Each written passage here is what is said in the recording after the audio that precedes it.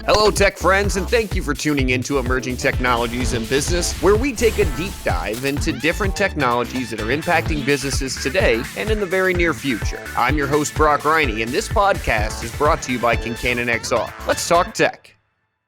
Hey everyone, welcome back for another episode. Today we're going to be talking all about Web3. So let's start off with a brief little history lesson, shall we?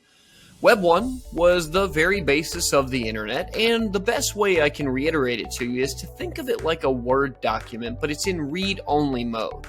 So you can read it, but you can't add any comments to it. And more than anything, Web 1 was just flat out disorganized. On top of that, adding anything to Web 1 was just more than cumbersome for the everyday person, which is where the term webmasters came along.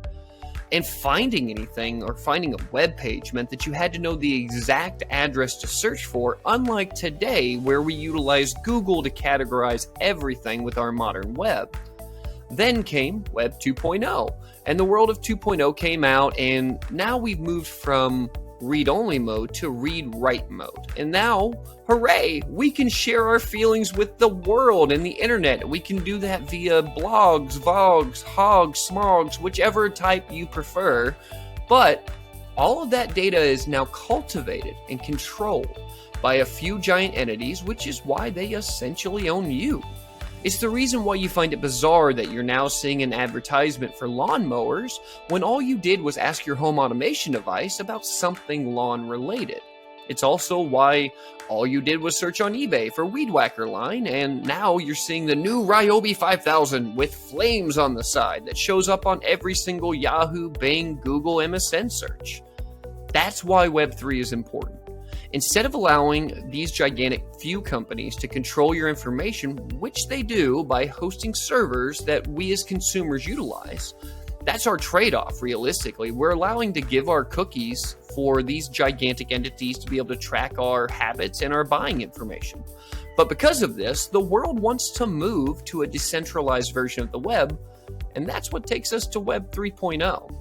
So, with Web 3 coming on the way, now think of the world of Web 3 in that same Word document, but now we're in read, write, and own regarding our contents, our likes, or even our buying habits. And this can really only exist with the furthering of blockchain technology, which we talked about back in episode 27.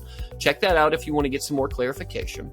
So basically, it's a rewiring of how the web is going to work by utilizing things like tokens and voting rights, and this will be a decentralized version of the internet. So let's take a quick moment also to briefly talk about what that means. When we're talking about decentralization, it means that data and control are spread out across a network of computers rather than being centralized in one place, and in the end, it can help reduce data breaches and other security risks. Think of it this way. If you have all the gold that you own in one location, it's a lot easier to penetrate. Having it spread out is a lot more secure because it would be hard to gather all the gold. And sometimes you'll even hear of the Web 3 being referred to as the decentralized web or the blockchain web because it relies on blockchain technology to achieve its goals. And the main factors of Web 3 are decentralization of the internet, utilizing blockchain, which we've discussed previously. Just to give you a quick overview, it's a distributed ledger system that records transactions in a secure and transparent manner.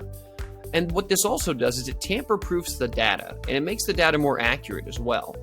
This is also going to lead to the furtherment of cryptocurrencies because blockchain will become more widely adopted in this new web ecosystem. And then finally, Web 3 is going to be bringing forward the lead of decentralized applications. And you'll hear that these sometimes get referred to as dApps, but they're used for a wide range of activities such as peer-to-peer transactions, secure data sharing, and even quite possibly, at least in my thought process, it could put to bed the concerns of voter fraud by permitting secure online voting. Web3 is obviously still in its infancy stages right now, especially with the peaks and valleys that we've been seeing in the crypto world, but the potential to transform the way that we use the internet to not only create new opportunities, but for collaboration and innovation, but it also keeps our information private unless we decide to share it ourselves. That's going to do it for today in our episode about Web3. What's something that you're excited about in the world of Web3? Let me know in the comments section down below. Of course, if you liked this episode, like and subscribe to our channel. There's a new episode of Emerging Technologies in Business out every Monday morning at 7 a.m. Central Time. And of course, I want to thank our sponsors, ConcannonXR. XR is the future. If you're working in the XR world or you're looking to step into the future with XR, Concannon is here to help by bringing your XR dreams into a reality. Regardless of if you're developing your own XR application or if you're looking for a helping hand to take an idea to the next level, Concannon is absolutely here to help. Reach out to ConcannonXR by emailing them at inquiry@ConcannonXR.com. You can also find our podcast on social media at ETIB Podcast. And of course, if you like this episode, like and subscribe as I mentioned before, and check out one of these other emerging technology and business videos that'll pop up on your screen here on YouTube. That's going to do it for today. I've been your host, Brock Riney. I hope you're having a great time. We're going to talk some more